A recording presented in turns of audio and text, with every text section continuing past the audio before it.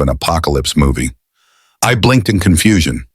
The only crime happening on my property was me trying to wake up in peace with my coffee. Then, just as the first police car screeched to a halt, the last person I ever expected stormed out, stomping like she was leading a full-scale military raid. Linda Carmichael, the self-appointed tyrant of the Willow Creek HOA, a woman who wielded her clipboard like a weapon and believed her authority stretched far beyond her own neighborhood. Her oversized sunglasses were perched dramatically on her face, as if she were some undercover agent rather than a self-righteous busybody. Before I could even process what was happening, she threw her hands up in the air and in the most ear-piercing, entitled voice imaginable, she shrieked, "This man has an illegal electric fence! He's endangering the entire community!" I blinked again, slowly, staring at her like she had just announced I was harboring nuclear weapons. I didn't even live in her neighborhood. It took me a solid 5 seconds to wrap my head around what was happening. The police officers, who looked just as confused as I felt, were already fanning out, as if they were about to uncover some kind of underground crime ring. Meanwhile, I just stood there in my pajama pants, coffee still in hand, trying to figure out why this woman who lived 2 miles away was now on my land, yelling about my perfectly legal fence. Linda was pointing dramatically at it, gesturing as if she had just discovered a secret government conspiracy. Now, to be fair, my fence was electric, but it wasn't some over-the-top, high-voltage, fry-you-to-a-crisp contraption straight out of a sci-fi horror movie. It was a simple livestock fence, the kind that thousands of farmers across America use to keep coyotes and stray dogs from attacking their animals. Completely legal. Not even strong enough to harm anything bigger than a raccoon. And most importantly, absolutely none of Linda's business. One of the officers finally turned to me, rubbing his temple like he was already regretting his career choices. "Sir, we got a call about an illegal hazard on your property." I sighed, taking a slow sip of my coffee before answering. "You mean my fence?" The officer nodded. I gestured toward it. "It's legal. I've got all the permits. You want to see?" And just like that, Linda let out a dramatic theatrical gasp, like I had just insulted her ancestors. This was only the beginning. The officer, who already looked like he'd had enough of this nonsense, turned to me with a weary expression. "Sir, we got a call about an illegal hazard on your property." I sighed, taking a slow sip of my coffee before answering. "You mean my fence?" The officer nodded. I gestured toward it. "It's legal. I have all the permits. Want to see?" Before he could even respond, Linda let out an outraged gasp, her perfectly manicured finger jabbing in my direction like she was accusing me of war crimes. "He's lying," she screeched. "I have photographic proof that this fence is a death trap. What if children wander onto his land? What if someone's pet gets fried?" I glanced at the officer, who looked like he was already rethinking every life choice that had led him to this moment. "Does she even live around here?" I asked, motioning vaguely at Linda, who was practically vibrating with rage. The officer sighed, his patience visibly wearing thin. "No, she's from the HOA 2 miles away." I set my coffee down on the porch railing and rubbed my temples. "So why is she here?" Linda's jaw dropped as if I had personally insulted her ancestors. "Because your fence affects our property values," she shrieked. "It's ugly. It's dangerous. I will not allow this kind of negligence to ruin our community." One of the younger officers coughed, probably to cover a laugh. The older cop pinched the bridge of his nose and sighed. "Ma'am," he said in the universal tone of a man who deeply regretted his career choices, "this man's property is not in your HOA jurisdiction." Linda looked personally offended by the concept of laws not bending to her will. "But it's still near our community," she argued, "and I refuse to let some hillbilly play mad scientist with high-voltage fences." I was about to explain that my fence barely delivered more than a mile buzz when, as if on cue, my neighbor's goat trotted up to the fence. Biscuit, as he was affectionately named, was not the brightest creature in the world. He had a habit of getting into places he shouldn't, and an even worse habit of testing his limits. Before anyone could stop him, Biscuit stuck his nose to the fence. Zap. The tiny jolt made him jump back in surprise, shaking his head like he had just received the world's greatest betrayal. Linda screamed like she had just witnessed a murder. The officers and I just stood there watching as Biscuit, completely unfazed, flicked his tail and wandered off like nothing had happened. this was far from over. Biscuit, my neighbor's overly curious goat, had just received the tiniest zap from my electric fence. His shocked little hop backward would have been hilarious, if not for the blood-curdling scream that erupted from Linda Carmichael. "Did you see that?" she shrieked, clutching her chest as if she had just witnessed a horrific crime scene. An innocent animal shocked. He could have died. The officers and I watched in silence as Biscuit, entirely unfazed, gave his tail a lazy flick and wandered off as if nothing had happened. A real tragedy. One of the younger officers, who had been desperately holding back his laughter earlier, finally lost the battle. His smirk widened as he turned to Linda. "Ma'am," he said, struggling to keep a straight face, "it's a livestock fence. It's designed to keep animals safe from predators. That goat just learned not to touch it. He's fine." Linda's face turned beet red, her hands trembling as if she had just received some life-altering betrayal. "I don't care. This is unacceptable," she spat. "I demand you arrest him for animal cruelty." I blinked. Arrest me? For what? Because a goat got a slight tickle? The lead officer turned to me, his face an unreadable mix of exasperation and secondhand embarrassment. He looked like a man who had seen his fair share of nonsense, but this was breaking new records. "Sir," he said, almost apologetically, "do you want to press harassment charges?"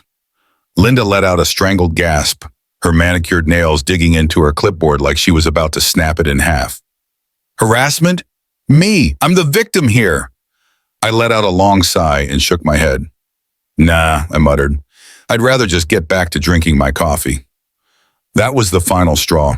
Linda's jaw dropped, her face twisting into a look of sheer outrage. She had been hoping, no, expecting me to fight back, to engage in her little power struggle. The fact that I wasn't taking her seriously was driving her absolutely insane. She clenched her fists, her voice rising to a pitch that probably scared birds out of trees. "This isn't over," she screeched. "I'm going to report this to the county, to the mayor, to—" And that's when karma struck. In her furious march back to her SUV, Linda's heel caught on an uneven patch of dirt. With all the grace of a collapsing building, she tripped forward, her clipboard flying from her hands as she let out a loud, undignified shriek.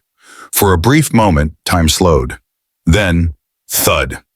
Linda hit the ground face first, sending up a little puff of Texas dust around her. I didn't laugh. Okay, I did. The officers certainly didn't try to hide their amusement. One let out a sharp cough that sounded suspiciously like a chuckle. The younger officer turned away, his shoulders shaking. Even the lead officer, who had been stoic and professional up until this point, pressed his lips together like he was trying not to break character.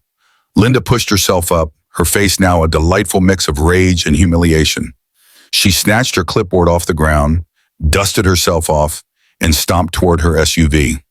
With a loud slam, she threw the door shut, started the engine, and sped off down my driveway, kicking up even more dust than the police cars had.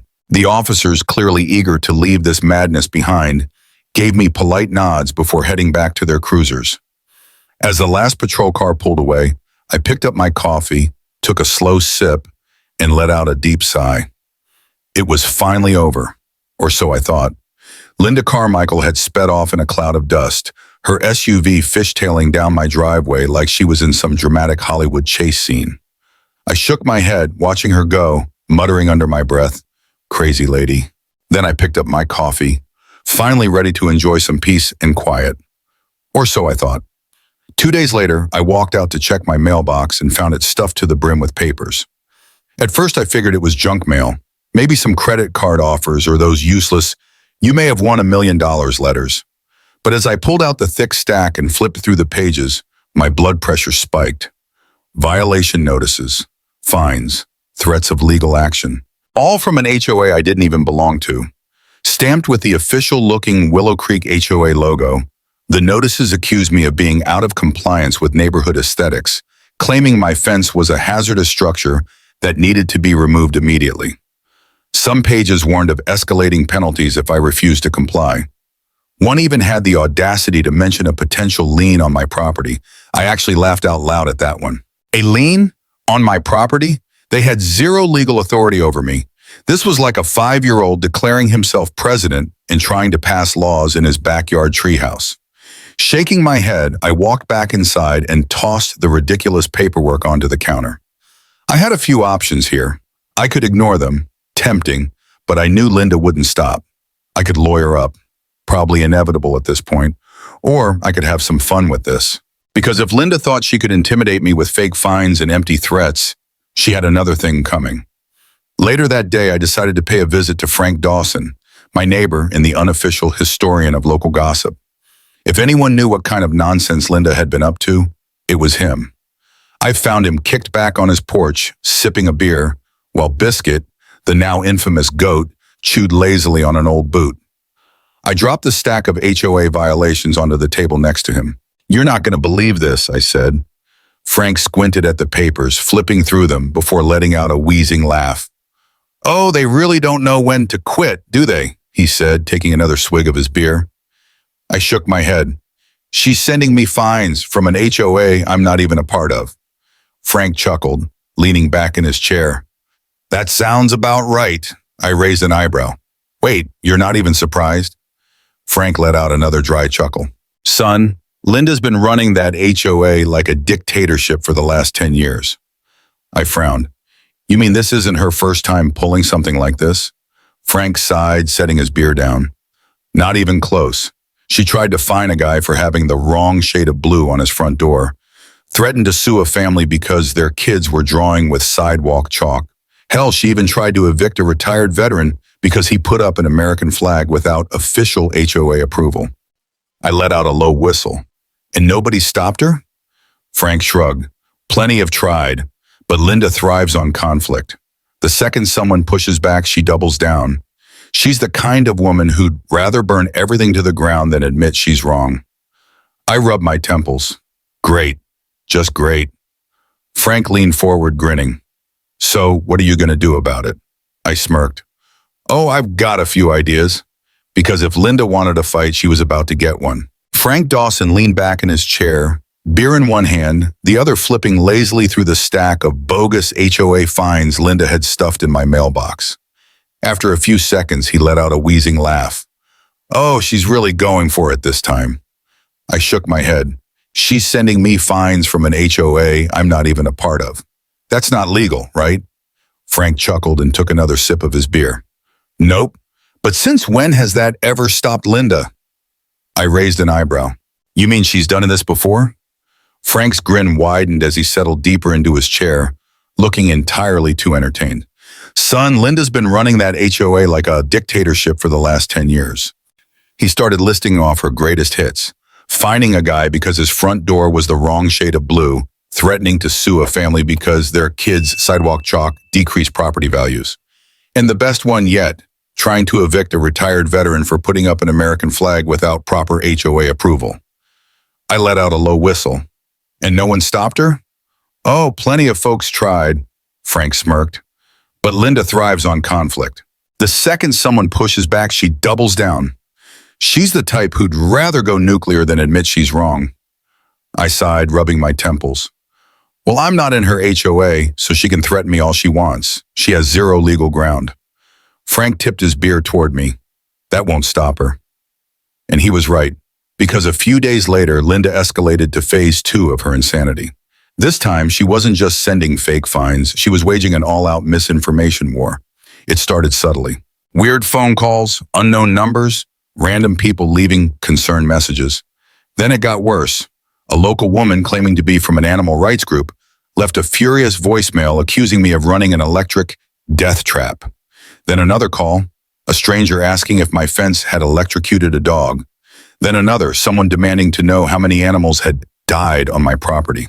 I had no idea what was happening until I did some digging, and that's when I found it. Linda had started a Facebook campaign against me in the Willow Creek HOA's private group.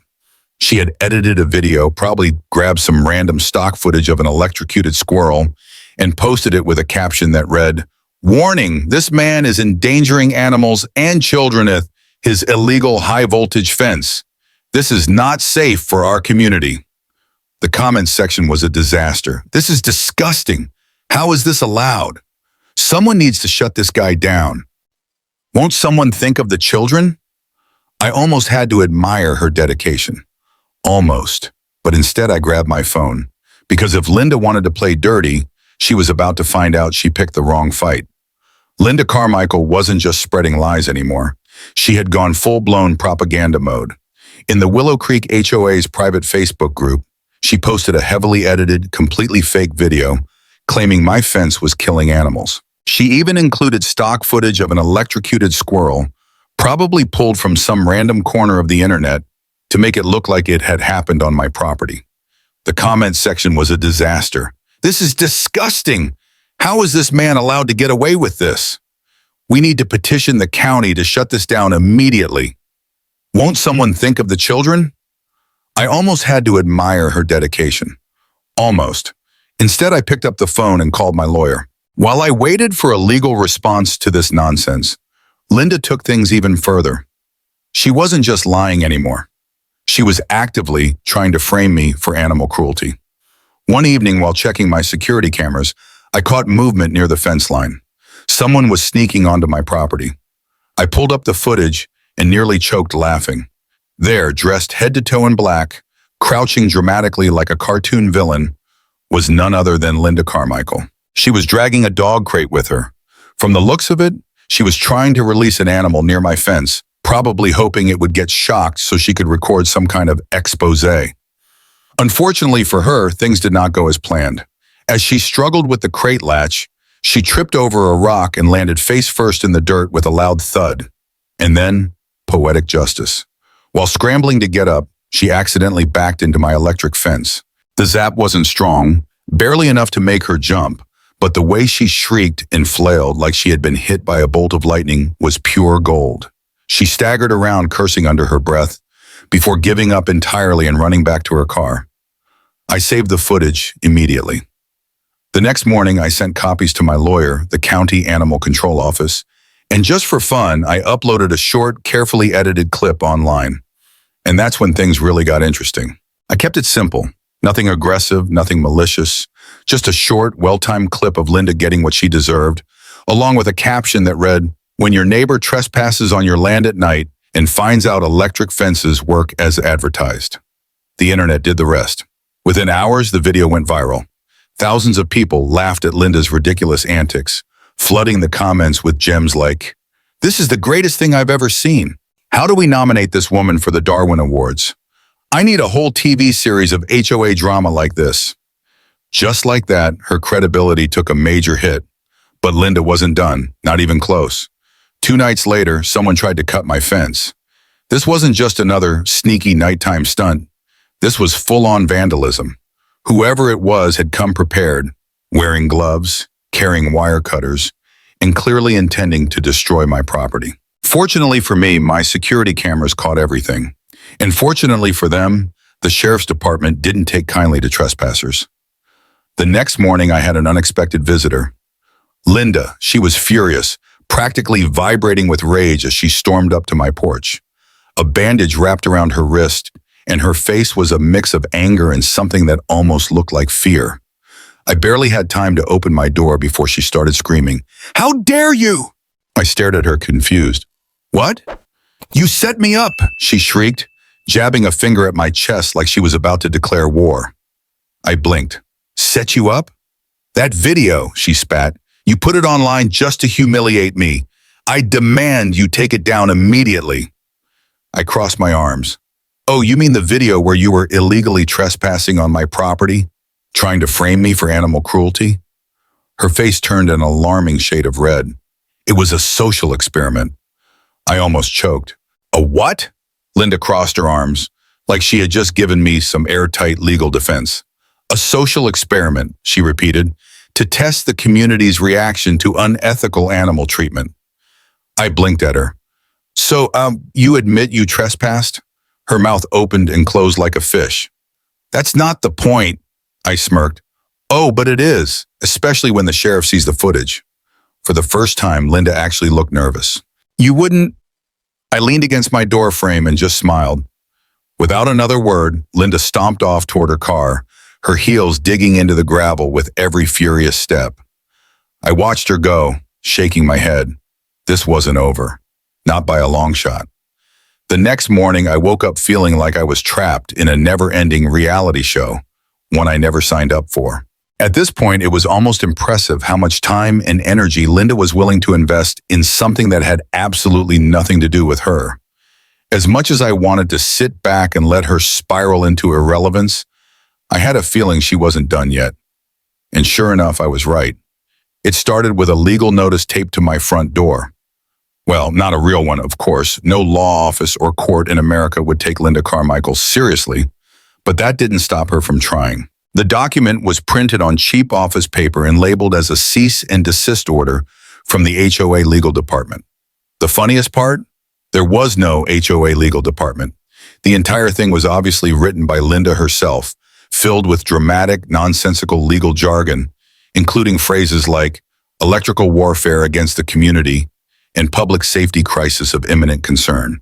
And just to make it extra official, she had signed it in fancy cursive. I took a deep breath, folded the paper, and walked over to Frank Dawson's place. When I held up the so-called legal notice like a trophy, Frank took one look at it and nearly choked on his coffee from laughing so hard. "She really thinks this is going to scare you," he wheezed, wiping tears from his eyes. I shook my head. I thought about framing it, or maybe mailing it back to her with a grammar correction. Frank snorted. "Hell, I say we send it to the local paper. Let the whole town see what kind of nonsense she's up to." I grinned. Linda wanted to play games. She was about to find out that I wasn't just going to sit back and take it. As tempting as it was to expose Linda's nonsense publicly, I figured it would be better to let her dig her own grave. And sure enough, she wasted no time pulling out the biggest shovel she could find. Later that evening, I got a call from my lawyer. He sounded more amused than concerned, which was already a sign that this was going to be ridiculous. "Linda actually filed a lawsuit against you." I nearly spilled my coffee. "You're kidding." "Oh, I wish," he chuckled. "Technically, it's not a real lawsuit, just a small claims complaint. She's demanding emotional damages." I blinked. Emotional damages from what? According to her, she's been suffering from severe distress due to the unsafe conditions on your property. I almost dropped my phone. "She doesn't even live near me." "Doesn't matter," my lawyer replied, still laughing. "She attached a bunch of fake testimonials from people who also don't live anywhere near you. And get this, one of them claims your fence nearly electrocuted their child last week." I pinched the bridge of my nose. "Let me guess, they have no proof?" "Not a shred. So we're going to tear this apart in 5 minutes." "Oh, absolutely."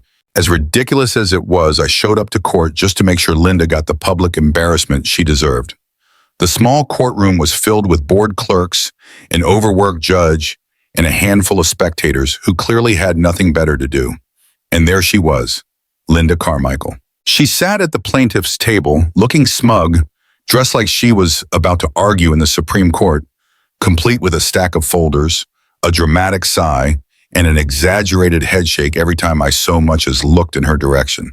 When it was her turn to speak, she launched into a theatrical monologue so over the top, I half expected someone to hand her an Oscar right there in the courtroom. She rambled on about how my fence had shattered the harmony of the community and how she had suffered immense psychological distress. I sat back, arms crossed, waiting for the moment her entire case crumbled. Linda's voice rose to dramatic heights as she detailed her so-called emotional and physical suffering caused by the mere existence of my fence.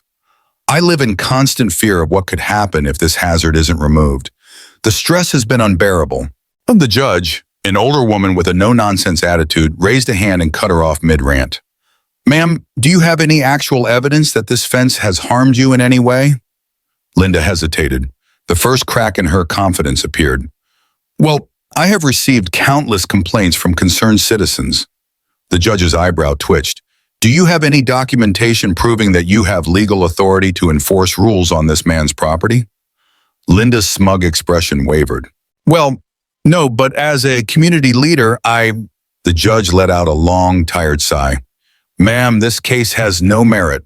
The defendant's fence is legal, on his own property, and does not fall under your HOA's jurisdiction.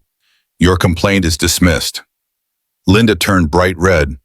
But, dismissed, the judge repeated, already moving on to the next case. I barely held back my laughter as I walked out of the courtroom, feeling satisfied that Linda had finally been put in her place. But of course, she wasn't done. I had barely made it to the parking lot before I heard heels stomping behind me. "You think this is funny?" Linda hissed, jabbing a finger at my chest. "You haven't won. I will not let you destroy everything we've built." I sighed. "Linda, go home," she sputtered, clearly not expecting me to be so dismissive. Her face contorted with fury. "This is not over," she shrieked before stomping to her car, slamming the door, and peeling out of the parking lot. I wanted to believe that was the last of it. But later that night, my security cameras caught something worse. A group of Linda's HOA minions had snuck onto my property and spray-painted HOA rules across the side of my barn. That was the last straw. I called the cops, sent them the security footage, and by morning, Linda and her crew were getting a not-so-friendly visit from law enforcement. By morning, the sheriff's department was on my doorstep, reviewing the security footage of Linda's little gang vandalizing my barn. One of the officers let out a low whistle. "Well, this is clear-cut." Within an hour, law enforcement paid Linda a visit.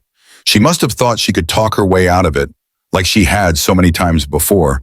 But this time, there was no escape. The officers found paint cans in the back of her car, along with a handwritten list of targets she had planned to vandalize next. That was enough for criminal charges. Linda Carmichael was arrested on the spot. The fallout was glorious. The HOA, the same HOA she had ruled like a dictatorship for years, immediately turned on her.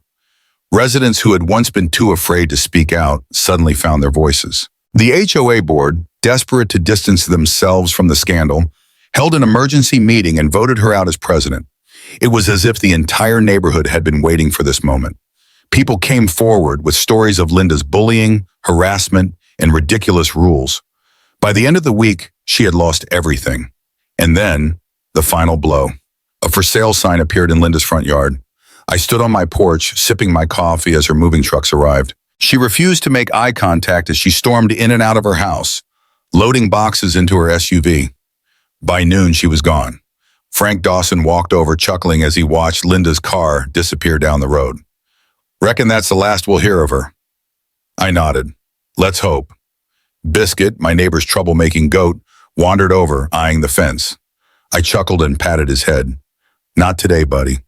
As I took another sip of coffee, I glanced at my barn, now clean of vandalism, and my fence, still standing strong. And most importantly, still none of Linda's business. The story of Linda Carmichael is a perfect example of what happens when entitlement, obsession, and a thirst for control go too far. Linda believed she could impose her will on people who owed her nothing, using intimidation, lies, and even criminal acts to enforce rules that never applied in the first place. But in the end, her downfall was inevitable. The biggest lesson here is that bullies thrive on fear, but only if people let them. Linda spent years manipulating her HOA and bullying residents into submission, but the second someone stood their ground, her entire facade crumbled. She wasn't as powerful as she thought. She was just louder than everyone else. Another lesson: truth and patience always win. Instead of reacting with aggression, Ethan simply documented everything, followed the law, and let Linda's own actions destroy her credibility. He didn't have to fight dirty. Linda did that to herself. Finally, this story proves that power doesn't last when it's built on manipulation. For years, Linda had intimidated and controlled people through HOA nonsense. But the second she got caught, her entire empire collapsed overnight. So what's the takeaway? People like Linda exist everywhere, at work, in neighborhoods, even online. But when you stand your ground, stay calm, and let logic and the law do their job, entitled tyrants always fall. Because at the end of the day, no matter how much they scream, plot, or vandalize, some things will always be none of their business.